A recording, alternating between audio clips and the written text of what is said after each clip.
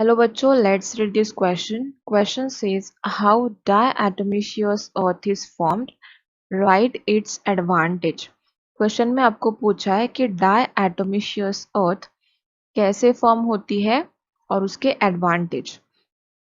तो यहाँ पे जो की कंसेप्ट यूज होगी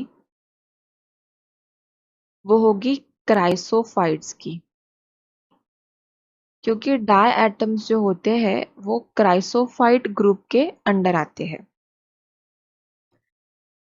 तो इन डाई एटम्स की बात करें तो डाई एटम्स की जो सेल वॉल होती है वो सिलिका से बनी होती है और ये सेल वॉल इनडिस्ट्रक्टिबल होती है।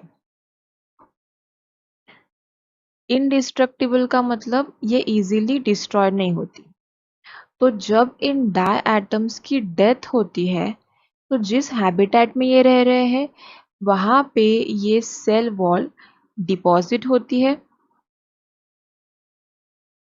And over the period of time जैसे जैसे इनकी डेथ होती रहेंगी ये सेल वॉल डिपॉजिट होती रहेंगी और उसका एक्यूमुलेशन भी बढ़ता जाएगा।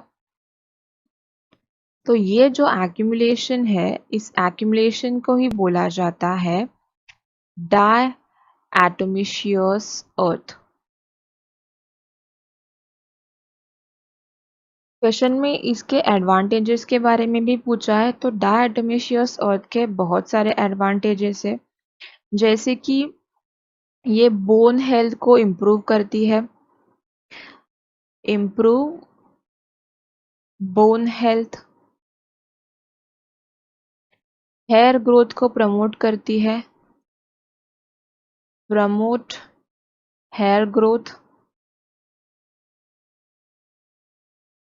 And also support healthy digestion. तो अपना जो क्वेश्चन है how diatomaceous earth is form, तो जो डायटम्स होते हैं उनकी सेल वॉल जो होती है वो सिलिका से बनी होती है और वो इनडिस्ट्रक्टिबल होती है, इजीली डिस्ट्रॉय नहीं होती। तो जब इन डायटम्स की डेथ होती है तो उनके हैबिटेट में ये सेल वॉल डिपॉजिट होने लगती है। Over the period of time जैसे जैसे इनकी डेथ होती रहेंगी ये सेल वॉल डिपॉजिट होती रहेंगी, उसका एक्यूमुलेशन बढ़ता जाएगा और इसी एक्यूमुलेशन को हम बोलते हैं डायटोमिशियस अर्थ। इसके एडवांटेजेस की बात करें तो ये बोन हेल्थ को इम्प्रूव करती है, हेयर ग्रोथ को प्रमोट करती है एंड ऑल्सो हेल्दी डाइजेशन को सपोर्ट करती है। So I hope this concept is clear to you. All the best.